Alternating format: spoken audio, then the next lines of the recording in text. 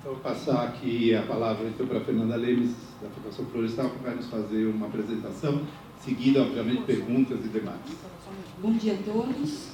É um prazer estar aqui novamente, falando da Várzea do Tietê. Tenho um carinho enorme, porque eu comecei no meio ambiente com a gestão da APA Várzea do Tietê. Eu sou arquiteta urbanista de formação, especialização em gestão ambiental, fazendo mestrado agora na FAO, sobre planejamento urbano regional. Mas, enfim, eu comecei na Fundação Florestal fazendo a gestão da APA da Várzea do Tietê.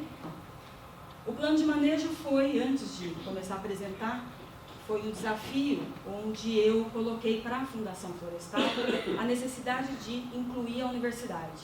Então, assim, fazer plano de manejo de uma das APAs mais complexas do ponto de vista social, econômico, urbano, ambiental, tudo que você quiser colocar tem nessa APA da Várzea do Tietê. Falei assim, os únicos que poderiam, de alguma forma ou de outra, qualidade, técnica, compromisso, envolver alunos, difusão e produção de conhecimento, era a universidade por meio da USP. Isso foi feito junto, óbvio, quem contratou foi a Petrobras, é um dinheiro de compensação ambiental, e a Universidade de São Paulo foi, então, contratada para a elaboração do plano de manejo. Então, foram vários pesquisadores, o professor Jurandir Ross, com muito orgulho, finalizamos esse trabalho, então foram anos de trabalho e o professor Jurandir foi o último coordenador, ele coordenou alguns módulos que eu vou apresentar e ele fechou esse trabalho coordenando toda a equipe junto com a Marisa, que está presente aqui, obrigada. Enfim, então essa é a nossa equipe e eu vou estar apresentando para vocês. Depois que eu apresentar, acho que é bacana o professor Jurandir falar um pouco, fazer um depoimento sobre como foi esse envolvimento da universidade com o poder público na produção de conhecimento para a tomada de decisão, que é o que a gente faz. Então, como você toma a decisão de forma qualificada se você não tem o entendimento completo do território, dos problemas? E foi um pouco que a gente produziu aqui para fazer um zoneamento mais eficiente e real, É isso. Então, podemos começar? Acho que já fiz todo um meio de campo. Esse material que eu entreguei para vocês é a síntese do processo. Aqui dentro tem um pouco como que foi o processo de elaboração do plano. Não tem o zoneamento, até porque o zoneamento ainda encontra-se em análise no CONSEMA, mas aqui consegue, acho que essa foi a proposta, a gente ter um portfólio onde discute, apresenta como foi todo o trabalho. Antes que eu me esqueça, o Oswaldo, na verdade, está na nossa equipe pelo conselho, então ele representa a comunidade no conselho da APA da Várzea. Muito bem-vindo.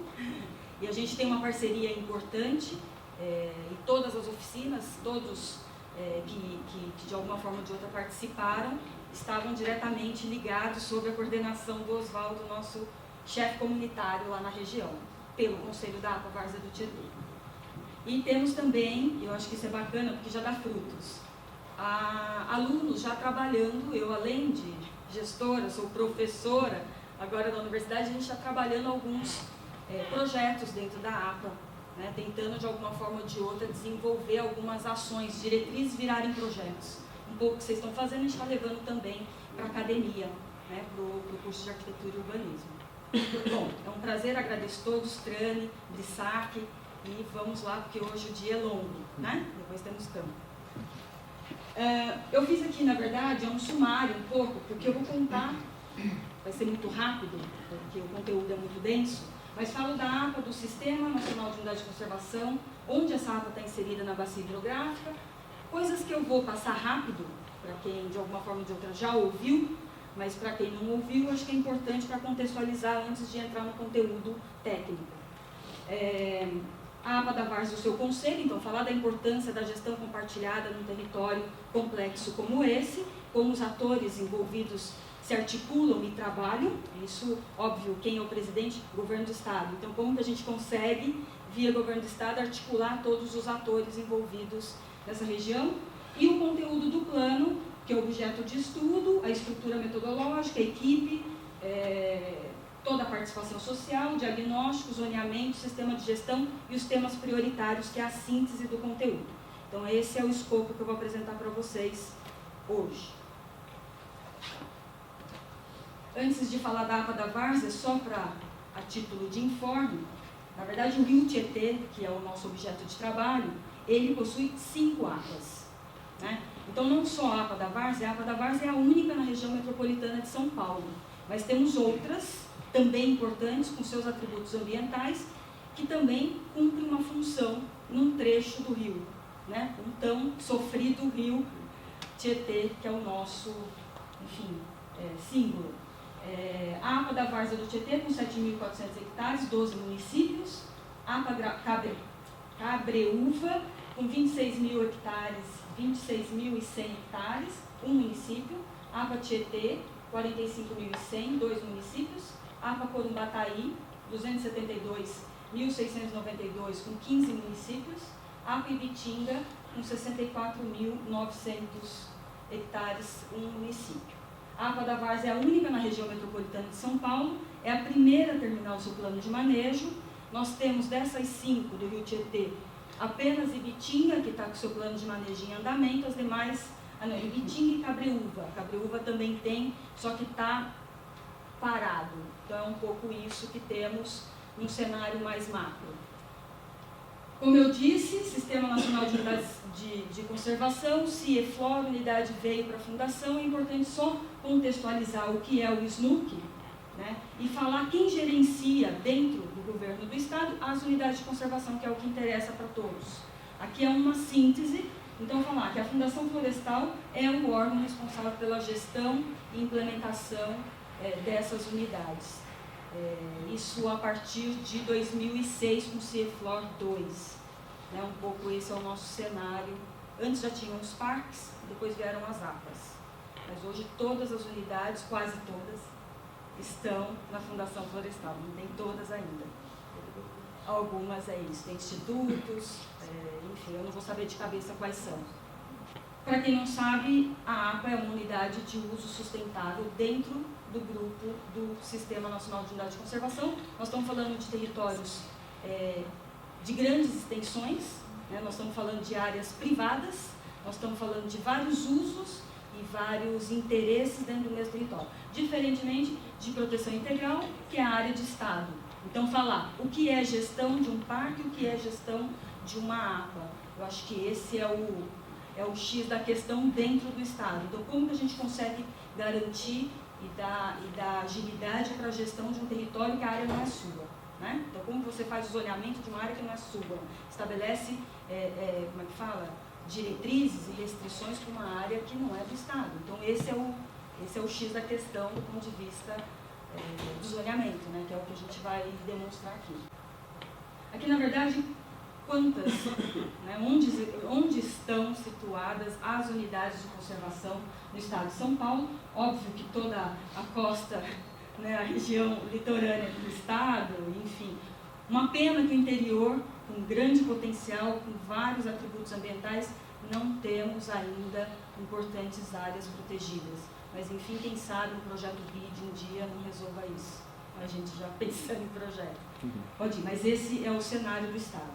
Bom, mas aí é só para dizer, então, a APA da Várzea inserida em qual bacia hidrográfica, né? Então, a gente está falando de planejamento de recursos hídricos, então tem que inserir a APA também dentro desse planejamento maior e como que ela se articula com os outros setoriais, no caso, os comitês de bacias, enfim. Então, nós estamos no comitê do Tietê, em especial o trecho leste, subcomitê cabeceiras, que são os nossos parceiros diretos, né? Vamos lá. APA da Várzea do Tietê. Então, nós temos 2 trechos, a APA da Várzea, por incrível que pareça, graças a Deus, a Marginal Tietê não faz parte da APA da Várzea do Tietê, né? Ela veio antes da década de 80 e, portanto, a APA foi criada a partir da ponte da barragem da Penha, aqui, e vai até a Ponte Nova em Biritiba. Isso é o trecho leste. E, segundo os estudos, é o trecho que mais contém atributo ambiental e é onde a gente tem que lutar com todas as forças para garantir o que sobrou. É um pouco esse o nosso discurso. O que sobrou, a gente vai ter que garantir a conservação e a proteção disso e o que a gente perdeu, como que a gente ordena ou requalifica esses espaços. É um pouco isso. O trecho oeste começa ali no Cebolão e vai até Santana de Parnaíba. São 12 municípios abrangidos. Temos um decreto, temos uma lei que cria, que é uma lei de 87, define o limite, e temos um decreto de 98 que define o zoneamento vigente até hoje. Então, esse zoneamento, o transzoneamento antigo, exatamente, ele continua vigente até hoje. Assim, a dinâmica desse território é monstra, né? Então, falar do zoneamento de 98, você pegar uma ortofoto de 2015, socorro, o que isso já mudou e quais foram as complicações dessa alteração. Mas, enfim, um pouco o estudo traz isso, essas análises. Na verdade, essas bolotas são as características de uso para poder demonstrar um pouco da barragem Ponte Nova em Biritiba até Guarulhos e São Paulo, quais são os cenários que nós temos que trabalhar o tempo inteiro. Isso para Osasco, Barueri, Carapicuíba e Santana de Parnaíba, idem, guardadas as devidas proporções. O trecho da APA da Várzea Oeste, o Rio Tietê já está 100% retificado, ponto. Portanto, do ponto de vista ambiental, até que ponto, isso foi até uma discussão ampla com a equipe, quais são os atributos, o que a gente consegue resgatar do trecho oeste, que o rio já está retificado, ele já é um rio antropizado. No trecho leste, nós ainda temos remanescentes importantes do Rio Tietê, até a professora Cleide Rodrigues não está presente, mas foi convidada, foi uma das coordenadoras desse trabalho, e ela fez um cálculo junto com a Marisa, com toda a equipe do professor Jurandir, qual é o que sobrou, quanto sobrou, o que isso significa para a proteção dessa unidade de conservação. E esses cálculos nós temos. E assim, 10% é um pouco o número mágico, o que sobrou de remanescente de meandros e de várzea do Rio Tietê está dentro da APA da Várzea do Tietê. Então, 10% é o que sobrou, é o que está aqui, é o que a gente, de alguma forma ou de outra, tem que garantir que ele cumpre, e ela comprova isso, a função que ele deveria cumprir. Então, isso que sobrou não significa que sobrou não vale mais. Não, pelo contrário, ele ainda resiste a essas ações antrópicas, ele ainda cumpre a função que ele deveria cumprir. É sofrido assim, mas vamos lá. Bom, aqui é só para vocês visualizarem as imagens. Então, o que nós temos? Salesópolis não está no Tietê, tá? Na APA da Várzea do Tietê, isso é a nascente. Isso é uma coisa importante, depois eu vou explicar. O estudo exploratório que nós fizemos para chegar até a nascente. Eu chego lá. Bom, e aí nós temos, desde toda a agricultura, né? Então toda a atividade agrícola que nós temos, as planícies, backswamps, enfim, nós temos vários atributos ainda preservados nesse trecho mais amontante. Lagos, desculpa, professor. Ainda bem que a gente tem um Dolfo para me corrigir. Vamos.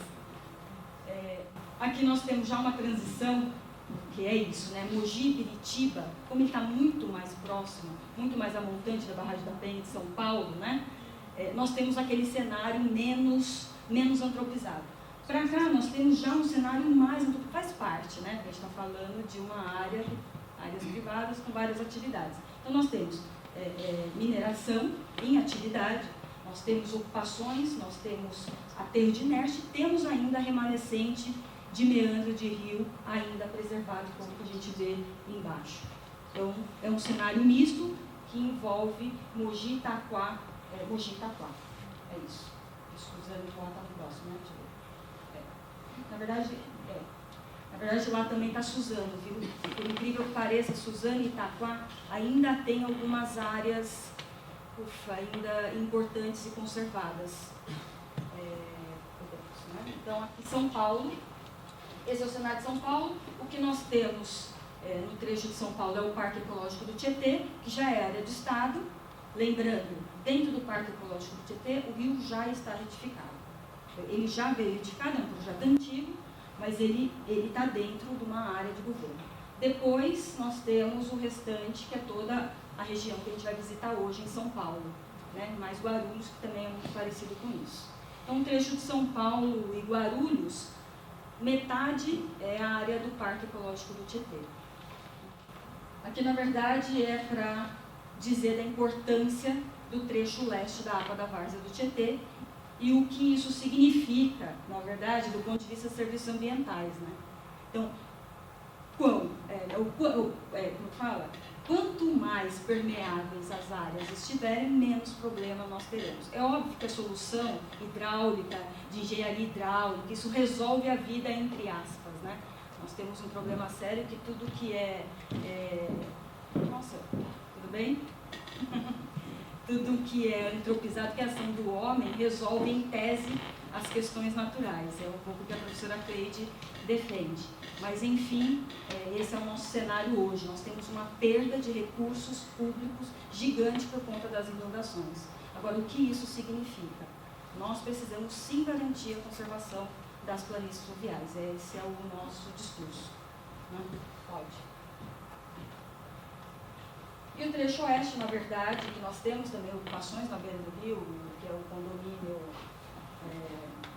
Alphaville, nós temos a Lagoa de Carapicuíba e todas as atividades outras que existem nesse território. Mas aqui, na verdade, é para dizer o percentual, porque como a gente trabalha com os municípios, a gente articula a política pública, a gente precisa, de alguma forma ou de outra, destacar qual é o percentual disso dentro do território. Então, o quão importante o município é do ponto de vista da gestão da APA. Então, do ponto de vista da gestão, esses números, eles são muito importantes. Né? E aí, do ponto de vista que a gente brinca, que é não é da crise, mas é das críticas, até que ponto a APA da Várzea está congelando o município. Nós estamos falando de um percentual muito pouco diante de um território gigante. Então, esse é o nosso discurso. O que a APA da Várzea é para o município e vice-versa? Tanto do ponto de vista de articulação de política pública, quanto do ponto de vista de parcerias e, enfim, como que a gente pode fazer esse território ser gerido de forma compartilhada. Aqui é um pouco a composição do conselho, para quem não conhece. Nós temos o órgão gestor, que é a Fundação com a presidência, o Conselho, Estado, Município e Sociedade Civil, é um conselho paritário, metade são os representantes de Estado, lembrando que o Estado eles são indicados. Então, o que a gente faz para a composição desse conselho? É óbvio que a gente inclui todas as secretarias, todos os setoriais, que de alguma forma ou de outra têm ação dentro do território. Então, CPLA está dentro, falar de CBRN, CFA, enfim, todos os setoriais, são tantos que eu não sei de cabeça, mas são 6, e aí a gente faz o seguinte, a gente pega 6 titulares e 6 suplentes. A gente consegue consolidar todos os setoriais do governo que têm ação direta, incluindo Emplasa e outros, CDHU, né, habitação, da EE, não podemos esquecer, da EE, Secretaria de Saneamento e Recursos Hídricos, dentro do, vamos dizer assim, do grupo Estado. Do grupo municípios, nós temos 12 municípios. Então, metade é titular, metade é suplente, isso é tirado numa eleição. Não tem problema, metade fica titular, metade suplente. Sociedade civil, 12 representantes eleitos. Então, nós fazemos um chamamento e isso faz uma eleição para definição de quem fica com a cadeira e como isso funciona. Todos os atributos estão definidos num decreto estadual, entre eles acompanhar a elaboração do plano. Então, o Conselho Gestor acompanhou esse plano do começo ao fim. Nós tínhamos um grupo denominado Grupo de Plano de Manejo, onde tinha uma coordenação. Esse coordenador era o nosso link, vamos dizer assim, com o Conselho, de forma rápida, e todos os assuntos eram deliberados na plenária do Conselho. Então, isso foi uma rotina. Então, a agenda foi muito extensa para a gente conseguir pactuar absolutamente tudo. O professor Jurandir está de prova, e Marisa também, todos os colegas. Podemos. Então, isso, na verdade, é uma síntese, é um preâmbulo do que é a nossa vida, do ponto de vista da gestão, como funciona, quem são os atores e como que a gente trabalha e quais são os instrumentos legais. Né? Agora, a gente entra no escopo do trabalho, plano de manejo. Por que temos essa manchinha vermelha? Nós trabalhamos o limite da APA da Várzea mais um buffer de 1 quilômetro, ou seja, nós estudamos além do limite, não tinha como estudar muito além. Por quê? Porque isso custa dinheiro, né? Isso custa tempo, dinheiro, energia. Então a gente estabeleceu um critério, 1 quilômetro, e isso que foi contratado, tanto para o trecho leste quanto o oeste. No caso que eu falei do estudo exploratório, como a APA da várzea não vai até as nascentes, a ideia era assim, poxa, como assim não vai até as nascentes? Precisamos estudar, vai saber se a gente não tem, vai saber, só sabemos, atributos ambientais para conservar. Bom, então contratamos o estudo exploratório e chegamos numa conclusão. Na verdade, eu estava forçando a barra para que a APA fosse estendida até a nascente. Né? Essa era a minha ideia de início quando a gente iniciou o trabalho. A conclusão da USP foi a seguinte: não é a extensão da APA da várzea, e sim a criação de uma nova. Por quê? Porque os atributos, em que pese serem idênticos, eles têm, do ponto de vista geomorfológico, o professor vai poder falar melhor tecnicamente, eles são absolutamente distintos. Uma coisa é, da barragem Ponte Nova para frente, para a Jusante, uma planície fluvial e toda uma característica, e para a montante é uma coisa encaixada, e até o Mantovani falando da vegetação, junto com o Cleide, junto com o Jurandir, então me dá uma feição, vamos dizer assim, do ponto de vista técnico, diferente da que nós temos na APA. Então, a proposta isso saiu no plano, criação de nova unidade de conservação. Esse estudo já foi encaminhado para o governo, né, isso já foi para o secretário, o ano passado.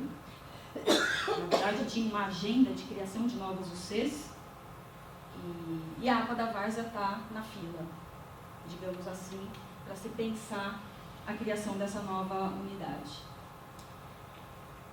Aqui, na verdade, é a estrutura metodológica do trabalho. Então, como que nós organizamos os nossos trabalhos? Etapa 1, etapa 2, isso me deu resultado. Então, na verdade, etapa 1 é toda a análise, diagnóstico, toda a parte vamos dizer assim, do conhecer o território, né? Então, levantamentos e análises para poder, de alguma forma ou de outra, propor. Então, análise do meio físico, biótico e antrópico. Na verdade, isso foi uma diretriz e também a APA da várzea causando na vida. Era para ser 100% dado secundário. Ponto. Não se estuda dado primário em APA, por conta do tamanho do território e assim por diante. A gente falou, bom, impossível. Não dá para fazer um zoneamento, ou não dá para fazer um planejamento se a gente não souber qual é o limite da várzea, o que várzea é essa, ou enfim. Então, na verdade, nós contratamos alguns estudos primários, isso foi colocado tanto para o meio físico, quanto para o meio, na verdade, é o físico apenas, né? Mais o físico. Porque a professora Cleide, junto com o Jurandir e toda a equipe, fizeram um trabalho brilhante, eu vou apresentar para vocês de dado primário. Então, só tem aqui para poder chegar num método, que é o método que eles desenvolvem, e para, de alguma forma ou de outra, dar o subsídio para o zoneamento.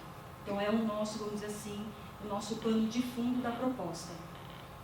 Bom, e a etapa 2, toda a parte de planejamento integrado, que é avaliação estratégica, zoneamento, matriz de planejamento, enfim, e os programas de gestão. E estudar o plano de manejo. Pode ir. Aqui toda a equipe, tanto da fundação, do conselho, pode ir, da Universidade de São Paulo, quais foram os coordenadores. Então, nós terminamos com o professor Jurandir, presente, da Geografia da USP, professora Cleide, que também trabalhou o zoneamento, ela foi coordenadora nessa etapa do trabalho, da Geografia da USP, e a professora Leli, da EASH da USP, que trabalhou a parte do diagnóstico, coordenou a parte do diagnóstico. Foram em torno de 100 pessoas envolvidas nesse trabalho, entre alunos, professores, técnicos, conselho, isso só na parte operacional, né? Tirando os outros eventos. Aqui, na verdade, quando a gente começou, é maluco dizer, a gente começou em 2010, nós estamos em 2015, e esse trabalho está no conselho. Na última reunião da comissão, a PGE, na verdade, também entrou, e eu acho que é um parceiro importante, como um articulador dos setoriais de governo. Então, ele está ajudando a gente nesses, vamos dizer assim, nessas articulações. O Conselho da APA sempre a par do assunto, então acho que a gente está, de alguma forma ou de outra, num momento importante e equalizado. Precisa agora finalizar essa minuta e encaminhar de volta. Era para ter sido entregue mês passado, e ainda não foi por alguns motivos, mas enfim, acho que no próximo mês irá, com certeza. Acho que a gente consegue já no mês seguinte, antes das minhas férias de julho, entregar isso para o conselho. Não pautando nas minhas férias, está ótimo. Aí vamos lá. Mas é isso. Então essa é uma síntese, vamos dizer assim, do processo de elaboração do plano da APA da Várzea do Tietê. Podemos. Resultados. O que nós tivemos de resultado nesse processo todo? Que é essa caixa. Aqui, com 5 volumes, diagnóstico, volume principal, todos os anexos, então todos os documentos comprobatórios estão aqui, reuniões, listas de presenças, o zoneamento e resumo executivo. Então esse é o conteúdo. Etapa 1. Então, meio físico, biótico e antrópico, na verdade nós estudamos do ponto de vista do meio físico, clima, recursos hídricos, geologia, geomorfologia e pedologia. Veja, esses temas não foram estudados e analisados de forma estânime. Isso foi feito, tem toda uma metodologia de integração desses dados para gerar o quê? Um mapa síntese que me dá uma diretriz para a tomada de decisão. Então, isso do ponto de vista do meio físico, do meio biótico e hídrico, então, vegetação, flora, fauna, antrópico, socioeconomia, vetores de pressão, tendências, patrimônio histórico-cultural, institucional, legal, foram um dos itens. Não tem todos aí porque não cabem no slide, mas foram itens variados para analisar esse território. Aqui é um pouco uma síntese quais foram os principais produtos. Então, desde clima, então precipitação média anual, ao longo da região da área de estudo, recursos hídricos, então mapeamento dos cursos d'água, qualidade d'água, classificação dos corpos d'água, hierarquização das subbacias, morfologia fluvial original. Aí começa, esse é um dos dados primários produzidos pelo Departamento de Geografia, da USP, que é o mapeamento do território com base em série histórica, aerofoto de 62, 72, 81, onde eles fizeram todo o redesenho, a morfologia original. Eles desenharam a morfologia original da planície fluvial do Tietê, com todas as suas especificidades. Bom, vulnerabilidade à inundação, isso já é um resultado, que é o mapeamento das características e dinâmicas naturais das planícies fluviais do Tietê. Isso, na verdade, se a gente for abrir, decodificar isso, tem todo um mapeamento, uma sobreposição de layers para chegar na vulnerabilidade à inundação, incluindo esse mapa, que é da perturbação morfológica. Eles pegaram, basicamente, a morfologia original, o uso do solo, isso me dá toda a perturbação morfológica, o que foi alterado ao longo dos anos. Óbvio que a nossa base ortofoto era de 2007, atualizada para 2010, não, para 2002 para 2007. Era o uso do solo em Plaza, 2002, atualizado com a ortofoto de 2007, o de 2010 não existia ainda, eles estavam voando. Né? Hoje a gente teria um dado mais atual para a gente sobrepor, mas enfim, a base para a morfologia da perturbação morfológica foram esses dados que era o que a gente tinha. Não foi contratado nada novo, não tem por que contratar 2 vezes, coisa que o Estado está fazendo. Era um pouco isso, a gente não podia contratar. Bom, e me deu então um dos principais produtos, que é a vulnerabilidade à inundação, onde define o quão é vulnerável cada região. Cada azulzinho tem uma descrição e um critério. Na verdade, aqui é só para destacar, esse é o trecho retificado do rio, e aí a professora Cleide traz, eu trouxe em vermelho ali, um dado interessante. Serviços ambientais prestados pela APA pelas planícies fluviais do Tietê. 108,50 km² de planície equivale a 108,5 milhões de metros cúbicos d'água. Isso significa 527 piscinões. Ou seja, o que custa? Custa mais você conservar ou custa mais você construir piscinão? Então, esse dado a gente trouxe porque, assim, é o que sobrou e nós vamos, de alguma forma ou de outra, tentar conservar da melhor maneira, gastar menos dinheiro. Isso significa, esses números significam isso. Isso tem a ver com o trabalho que eles fizeram, inclusive falando do ATI, se eu não estiver enganada. Eles fizeram um pouco adotaram a mesma lógica, o mesmo método de cálculo. É isso? No meio físico ainda temos declividade do território, geologia, pedologia, geomorfologia e fragilidade, que é um outro resultado importante, que é a sobreposição de muitos dados.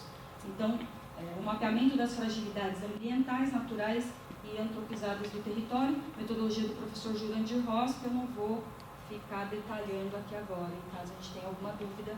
Tá? Vegetação e fauna. Na verdade, a parte de vegetação foi o mais trabalhado. Então, foi feito, com base na foto, todo o mapeamento da fitofisionomia da vegetação existente, ou seja, que vegetação nós temos, até para poder, de alguma forma ou de outra, propor ações de recuperação. Se eu não sei qual vegetação é, óbvio que aqui foi uma fotointerpretação. Nós não tivemos dados primários no biótico, mas nós teremos nos programas de gestão. Então, vamos pensar, um projeto de recuperação X, na APA da Várzea do Tietê, que envolve remanescente de vegetação de várzea paludosa. Né? O que eu preciso fazer para recuperar?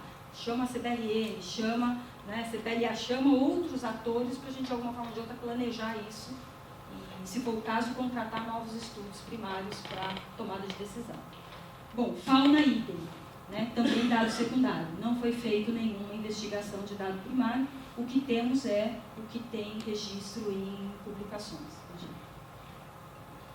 Uso do solo, é isso. O mapeamento de 2002 e 2007. Então, o que a USP fez? 2002 a Emplasa tinha, que era o que nós tínhamos. 2007 eles fizeram uma atualização. Então, nós temos o atualizado para 2007. Os vetores de pressão, que também tem toda uma metodologia do professor Thierry. E institucional legal, que é o mapeamento de sobreposição dos planos diretores, leis de uso do solo municipais. Então, a análise desses instrumentos, então dessas normativas, no território da APA, e o que isso significa, até que ponto eles são convergentes ou divergentes para a conservação dos atributos. Então, esse foi, vamos dizer assim, muito breve, a síntese do conteúdo produzido para o diagnóstico. E aí a gente entra, então, na proposta de zoneamento. Na verdade, aqui a gente trouxe algumas premissas, isso é importante. São premissas do arcabouço jurídico, ou seja, já está escrito, né, em qualquer canto do mundo, vários textos, várias diretrizes, tanto na Constituição Federal quanto na Constituição Estadual, a importância das planícies fluviais, áreas alagadas. Então, o Estado, né, a Constituição Federal já diz que precisamos, tá ali, né, a atividade econômica, uso e ocupação do solo, atividade agrícola, minerária, deve desenvolver de maneira estável e harmônica com o meio ambiente ecologicamente equilibrado. Estado deve promover o zoneamento de áreas inundáveis, restringindo usos incompatíveis nas áreas sujeitas a inundações frequentes. Decreto legislativo, que é o princípio da precaução, então que traz adotar medidas destinadas a prever, evitar, minimizar as situações de risco à vida, à saúde ou ao meio ambiente, bem como mitigar seus efeitos negativos. E o próprio objetivo da APA, que é proteger as planícies e os remanescentes de vegetação da APA da Várzea do Tietê.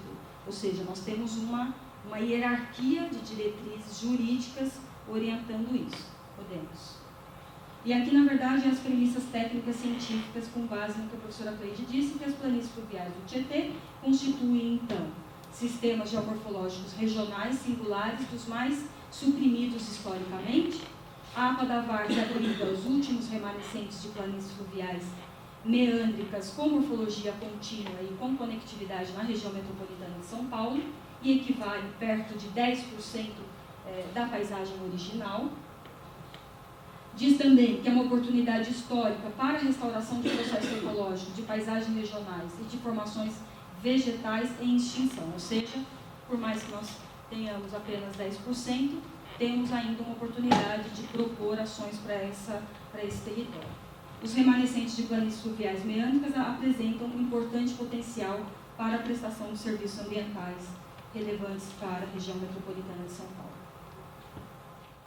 Uma síntese do que é o zoneamento. Nós temos ZVS, ZCM, ZPF e SRAP. A ZVS, na verdade, ela voltou, porque ela já existe hoje na lei de criação da APA. Quando nós fizemos o plano, a ZVS, na verdade, ela estava embutida nos conceitos novos. Ou seja, a restrição existia, o nome ZVS não mais.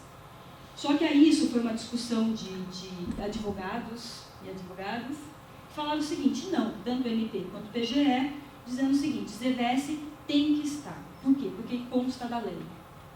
Consta da lei e consta do decreto. O decreto, na verdade, a gente está revisando, mas a lei não revisa, a gente está revisando só o decreto.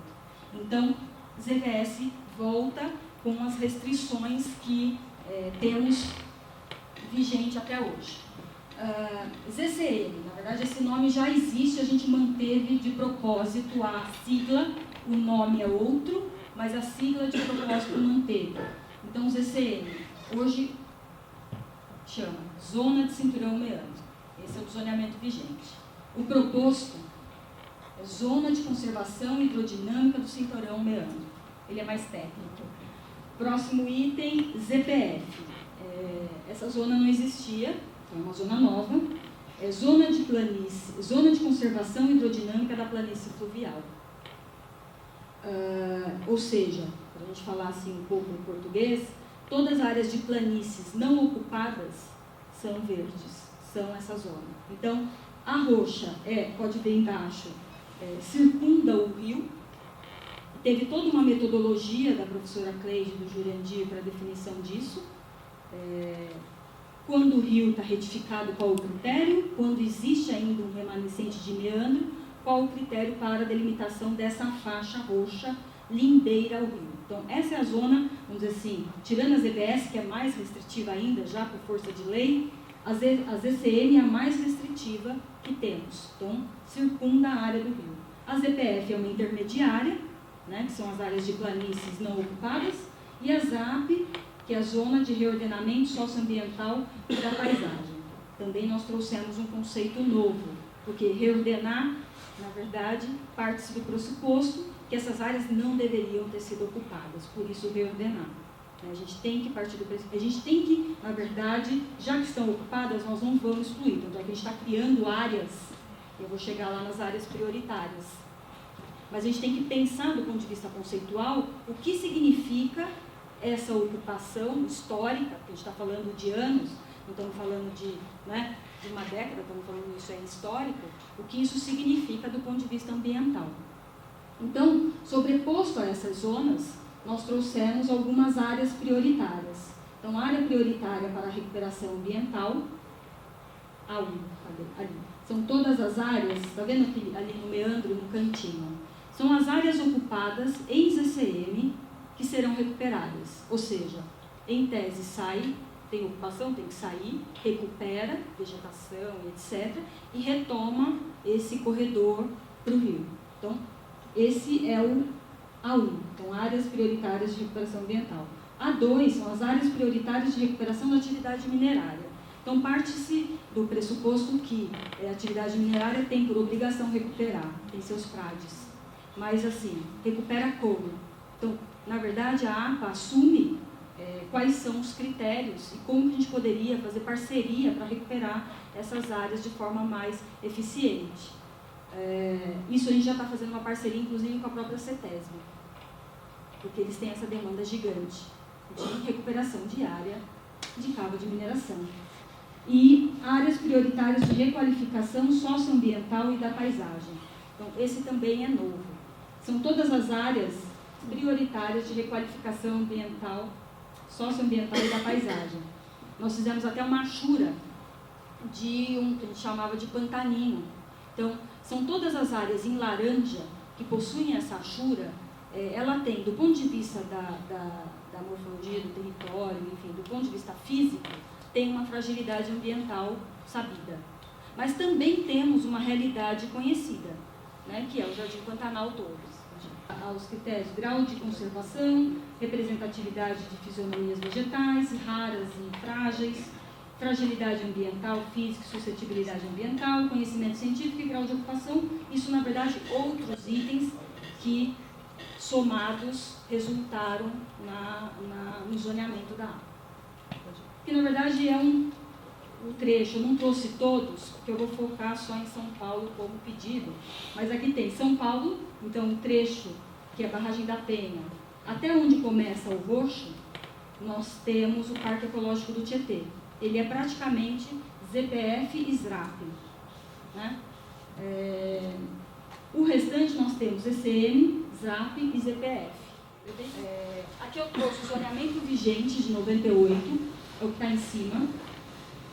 Nós temos hoje Parque Ecológico do Tietê com 66,10% do território, isso só o trecho de São Paulo e Guarulhos, ZCM 23,60% e ZUC 10,30%.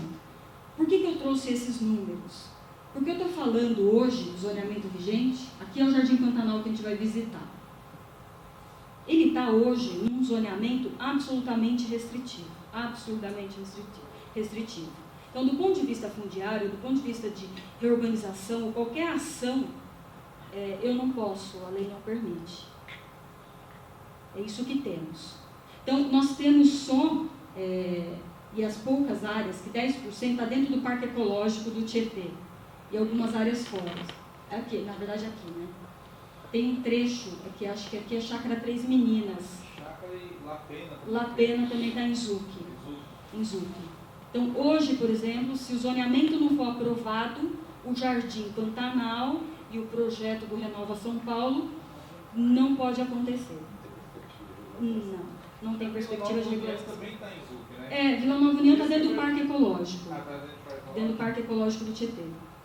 Então, esse é o cenário, era um pouco para mostrar o que temos hoje. A proposta, na verdade, e aí eu acho que isso é bacana ver os números, Parque Ecológico do Tietê, 12%, porque na verdade a gente não pegou só o limite legal aqui embaixo. Tá? Na verdade a gente pegou os ECM, desculpa, olha eu equivocada. Aqui embaixo na proposta, a gente não fechou o limite do parque, que é 66. A gente fechou por zona. Então é ZCM, ZPF e SRAP. Portanto, dentro do Parque Ecológico, eu tenho sim ainda ZCM, 12%. E o resto é ZPF. Então, ZPF nós temos 45,60% e 42,40% de SRAP. Não é zona de uso controlado. Verdade. Está errado. E Parque Ecológico, do ponto de vista das inscrições, não tem. Não tem. O Parque Ecológico foi feito lá, aquela urbanização da Vila.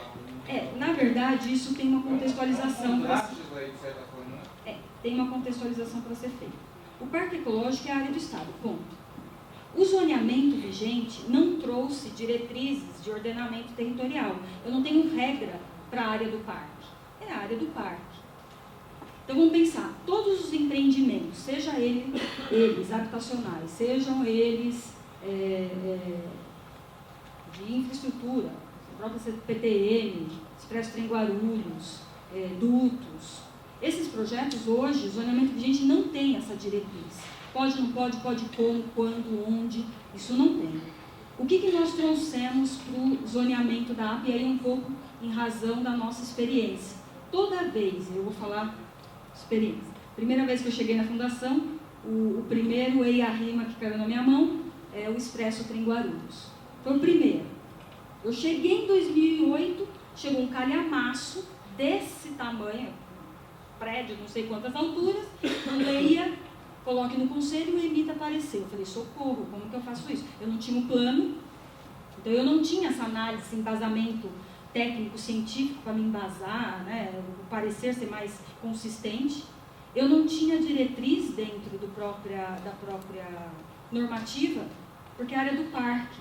Aí você conversava com o gestor do parque, é a área do parque, eu não sei exatamente onde estão. Enfim, nós tivemos que fazer várias reuniões para poder chegar num comum acordo de como a gente trabalharia, enquanto o plano de manejo não chegasse, essas áreas do Parque Ecológico do Tietê. Então, essa foi uma dificuldade. Pensando nisso, sabendo disso, e enfim, a partir da experiência, a gente falou, bom, então a gente tem que, de alguma forma ou de outra, regrar, mesmo sendo área do Estado, das diretrizes macro. Então, as áreas de planície fluvial, ele vai ser enquadrado, por mais seja área do Estado, área pública ou privada, vai ter uma diretriz que vai, né, orientar as tomadas de decisão. As demais áreas, Então aqui, ó, a gente tem o rio Tietê retificado. Então nós temos uma ZCM aqui estreita. Por quê? Isso também foi critério. 50 metros do rio. O rio perdeu o seu meandro, portanto perdeu aquela característica que está aqui. Então esse trecho manteve os 50, que é ZCM, o resto é ZPF, que é a área do parque, e aqui é toda a parte de SRAP que nós temos, incluindo a Vila Nova União. Deu para entender a diferença de uma para outra? É que eu estou aqui, é que é tanta informação, e eu vou aqui, será que eu já falei disso? Mas a ideia ali era mostrar um pouco antes, como nós vamos a campo, né, nós vamos partir, fala, da teoria em tese, porque enquanto isso não foi implantado é teoria, né? Quando a gente não aprovar esse plano, fica na teoria. Nós vamos da teoria para o campo. Então, assim, o zoneamento vigente não dá para requalificar absolutamente nada. Então, a proposta do zoneamento é conseguir novos projetos. Então, a requalificação, o que seriam os projetos de requalificação nessas áreas? A gente apresenta isso nos programas depois. Bom, chegamos no sistema de gestão da água da várzea. Então, nós temos esse zoneamento, é um dos instrumentos, na verdade é o comando e controle. Isso é para licenciamento ambiental. A gente brinca de comando e controle dentro da gestão. O sistema de gestão, ele na verdade são os programas que vão de alguma forma ou de outra garantir que essas ações também aconteçam. Não só por meio de licenciamento ambiental, mas também por meio de ações como essas. A gente consegue, a partir de parcerias, pegar uma linha de ação do programa e implantar, por que não? Por que tem que ser só por meio de empreendimentos legalizados que são licenciados pela CETESB? Então, o sistema de gestão, e a gente trouxe isso novo também, se você pegar na Fundação Florestal, isso foi uma discussão, né, professores? A Fundação trabalha até hoje, por conta de ser parque, na verdade as APAs não tinham esse conceito de sistema de gestão. Trabalhávamos programas isolados. Então, o que a gente está querendo aqui? O programa, ele precisa estar dentro de um sistema, senão não vai funcionar nunca. Uma ação precisa estar costurada com a outra, uma precisa ser dependente da outra. Isso a gente precisa vincular responsabilidade, competências, recurso, né, atores. Então, quem são eles? Qual é a minha matriz de atores e como que eu articulo esse sistema e esses programas para que a coisa aconteça? Bom, pode ir. Aqui, então, a gente pensou um pouco, são 4 programas. A gente tem um núcleo duro, né, um núcleo de gestão, um núcleo organizacional. Esse núcleo é a fundação, é o órgão gestor, como fala, tem que cumprir a função, né? Veja bem, tem que cumprir, ele tem que fazer o papel dele, de órgão gestor. Então, a fundação está aqui e o conselho que também tem que cumprir o seu papel, né? Então, por que o conselho existe? Não é simplesmente para deliberar a favor de interesses próprios, certo? A gente está desenvolvendo, deliberando a favor de um interesse comum, que é a conservação da planície fluvial. Então, não dá para uma instituição defender um ponto de vista sem articular os demais pontos de vista.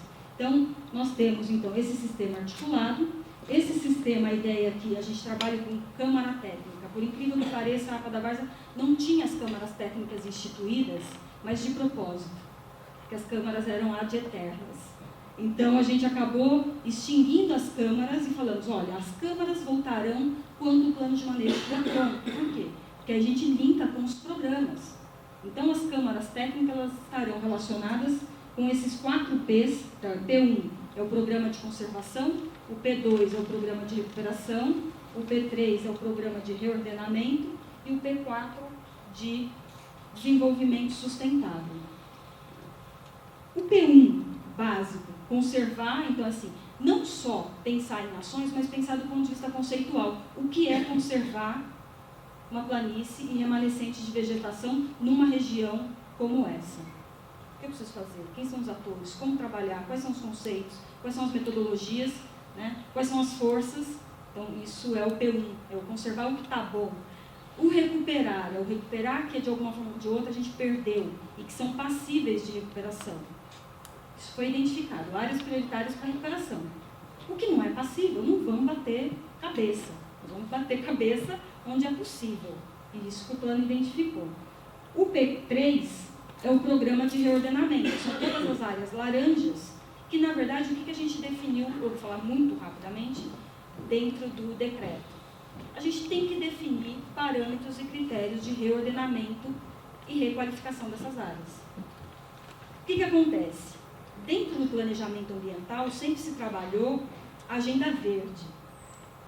A agenda urbana, a agenda, né, o 3D de cidade, que a gente até desenvolvia, conversava, que cidade é essa dentro de uma área protegida frágil como essa? A gente tem que estabelecer parâmetros e critérios, porque senão um plano diretor não consegue dar conta. Se você não define, eles vão definir. Se eles vão definir como, quando, né? Isso está articulado, isso vai trazer benefício, isso, enfim. O que isso significa do ponto de vista da gestão da APA? A gente está falando de um território protegido. Então, o Estado tinha, de uma forma ou de outra, pensar esses critérios. Isso está dentro do P3. E o P4, que é o desenvolvimento sustentável, são todas as ações, uma economia verde, por exemplo, falar de selo da APA, né, parcerias entre público-privado, umas PPPs, que a gente consiga estabelecer critérios e parâmetros para uma requalificação, e outras ações que eu não vou lembrar de cabeça, mas toda a parte de agricultura, na verdade, boas práticas agrícolas. Então, todas essas ações que, de alguma forma ou de outra, elas se interagem com os outros programas. Nós temos uma matriz, e isso foi pedido para a gente, isso eu não trouxe aqui, foi pedido para a gente no CONSEMA, que a gente desenvolvesse um cronograma de implantação do plano. Isso foi o pedido do MP e muito por conta do SIGAP, Sistema Integrado de Gestão de Áreas Protegidas. E esse SIGAP, esse sistema, trouxe algumas normas, algumas regras novas, entre elas essa implantação do plano. Bom, aqui. Esse é o sistema, também é esquemático, porque o conteúdo é denso e não daria para apresentar. Mas o que nós temos? Tudo que são os P são os programas, os D são as diretrizes dentro da nossa matriz de planejamento. Então, são 4 diretrizes macro para cada programa. Nós começamos sempre com todas as D1s, ela tem geração e difusão do conhecimento. Então, ou seja, tudo que é produção de conhecimento está dentro das diretrizes 1 para todos os programas. Ou seja, para conservar, para recuperar, para reordenar e para fazer desenvolvimento sustentável, eu preciso conhecer, eu preciso alimentar a máquina. Essa é um pouco a linha de raciocínio. O D2 são as estratégias para implantação. Então, o que eu preciso fazer, quem eu preciso articular, como eu tenho que planejar esse trabalho. O D3 são é a implantação das ações, ou seja, o que eu preciso fazer para implantar. Então, é o executivo, já é ação, né? Isso é campo. E o último, todas as D4, monitoramento e avaliação. Então, essa é a lógica do sistema. A gente ainda colocou as macroestratégias. A gente está falando, como eu disse no começo, de um território privado, né? Quase 100% áreas particulares.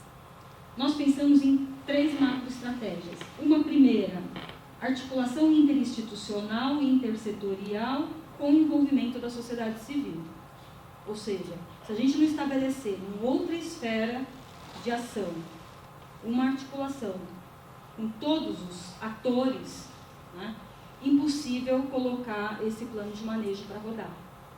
São atribuições sobrepostas. Né? A gente tem vários atores com atribuição no mesmo território. A D2, a estratégia 2, macroestratégia, sistemática permanente de geração e difusão de conhecimento. É o seguinte, a gente precisa de ter um banco de dados, um sistema funcionando. Não dá para cada X anos fazer um plano de manejo, um diagnóstico, estanque, faz o plano e aí começa. Não, isso tem que ser contínuo.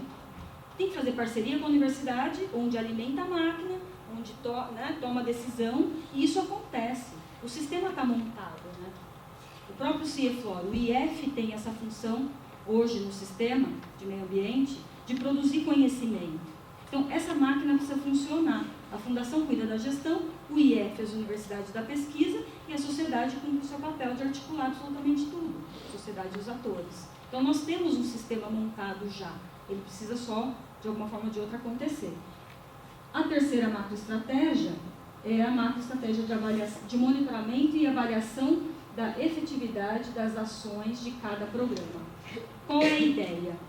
Por se tratar de um sistema, a gente entende, né, essa é a proposta, que esse plano começa aqui e a ideia não é revisão a cada X anos, é atualização a cada X dias.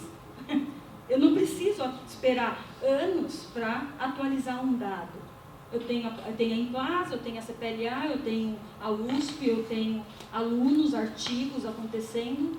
Isso precisa ser atualizado o tempo inteiro. Então, assim, a ideia é que essa macroestratégia, óbvio que a gente ainda tem que colocar isso em prática, né, isso a gente está desenhando, é que antes de tomar a decisão, o que eu tenho para tomar a decisão, o que eu preciso atualizar e como eu posso fazer. É um pouco essa linha de raciocínio. Isso dá um pouco a macroestrutura do sistema de gestão do plano de manejo da água. É isso.